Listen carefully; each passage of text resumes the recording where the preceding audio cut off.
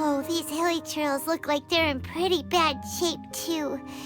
Some of them look like they've already taken their final breath. Is this what Halfdan wanted to show us? Whether it is or not, everything here is worth investigating in detail. Inspect the area.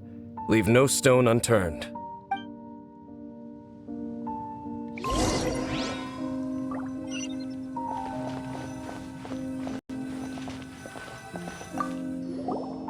Seems like these hilly churls have no life left in them at all. Before long, they'll become one with the darkness. The hilly churls we meet in the wild are always so rowdy. Paimon never would have imagined that this is how they spend their final days. We may not have a whole lot of happy memories dealing with hilly churls, but still, Paimon hopes they're at peace in their last moments.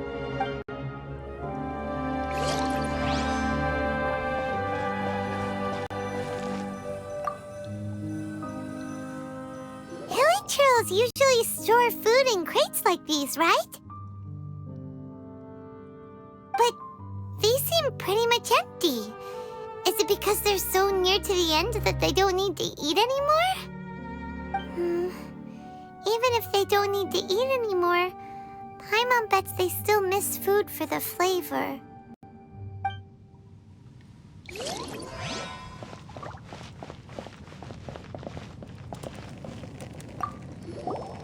There's even a bonfire here, like what hilly churls build in the wild. Wait, but wasn't Dane saying that hilly churls get scared of the light when they reach the very end of their lives?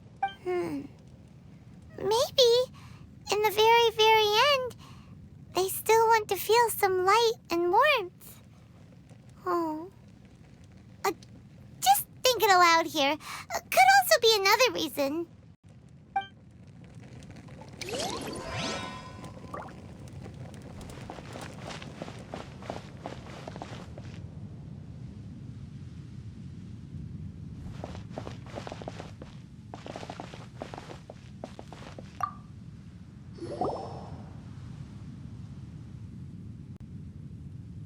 How did that flower get this far underground?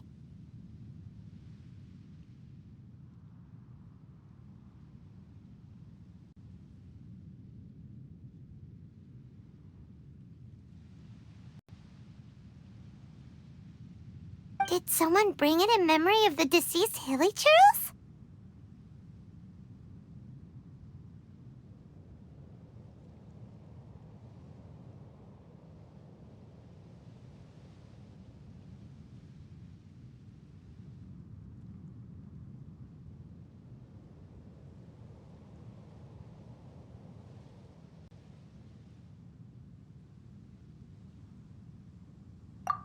Hey! Now that you mention it, Paimon thinks it looks kind of familiar too. It is the national flower of Khaenri'ah, the Intivat. It once bloomed all over the nation. It would only last 2 weeks before wilting, but if you were to pluck one and take it out of Khaenri'ah, the petals would stop growing and turn hard. Only when it finally returned to its home soil would the petals grow soft once more, and finally turn to dust.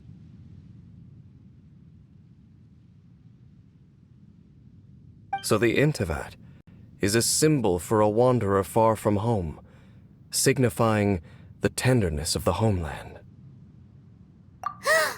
So for this flower to get here, it must have been brought from...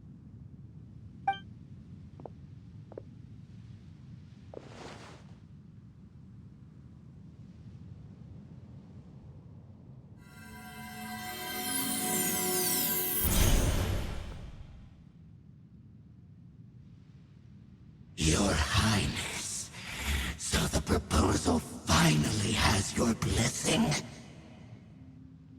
In focusing single-mindedly on confronting the heavenly principles, we neglected our original mission, the revival of the homeland. I should not have been so indecisive. The device is almost ready.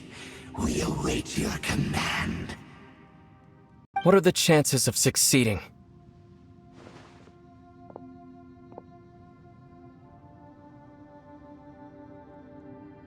Theoretically speaking, approximately. Forget it.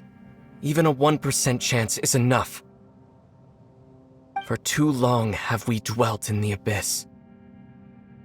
Surely they would rather return to the natural cycle of life and death as soon as possible than continue to exist as they are, without a shred of dignity. They cannot be made to continue paying the price for those so-called sins. The Order is most fortunate to be graced with your decision.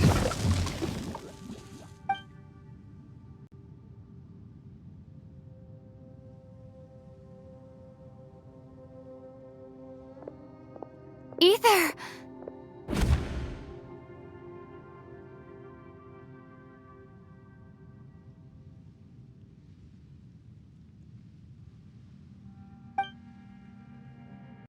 You saw something, didn't you? Can you tell me what it was? Yeah, you zoned out for quite a while there.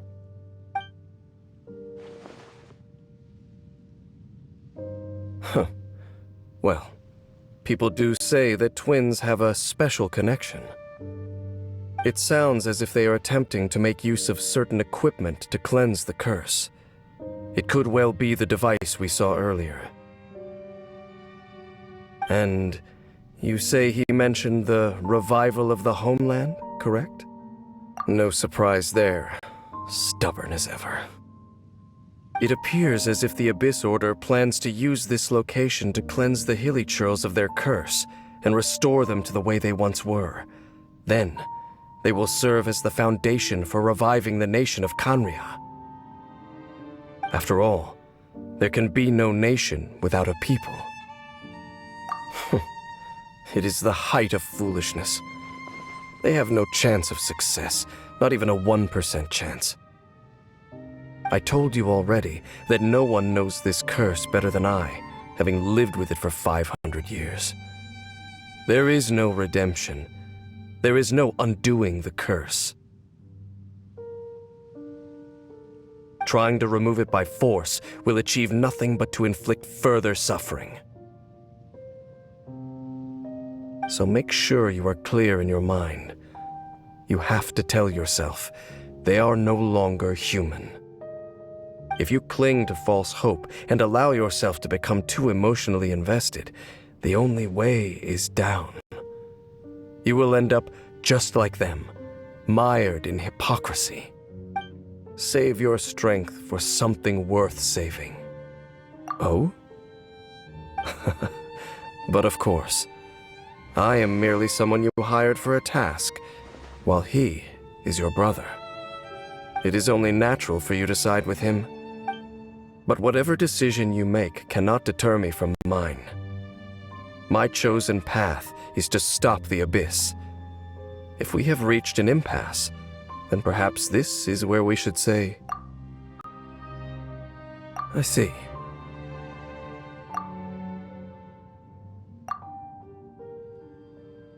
It seems that the 3 questions I put to you on our first meeting were worthwhile. You have developed your own individual views on this world. Very well. Since you have volunteered your true thoughts on this matter, I shall not hide mine from you. Right now, I have a more immediate agenda than stopping the Abyss. That is to say, the Abyss's actions here directly dishonor the final wishes of Halfdan and my other compatriots. I cannot allow this to proceed. The Abyss may appear at any moment. Be on your guard at all times as we proceed.